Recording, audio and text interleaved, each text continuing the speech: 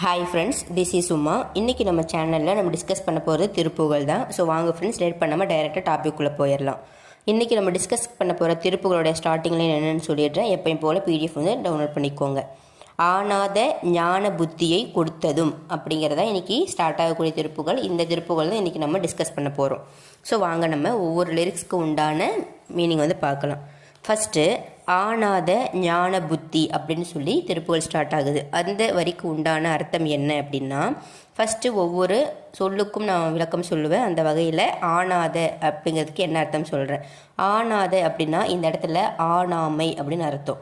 ஆணாமை அப்படின்னா கொடாமைன்னு அர்த்தம், குறையாமை அப்படின்னு அர்த்தம், நீங்காமை அப்படின்னு அர்த்தம். இந்த மாதிரி ஒரு சொல்லுக்கு தமிழில் வந்து பலவிதமான அர்த்தங்கள் இருக்கின்றது.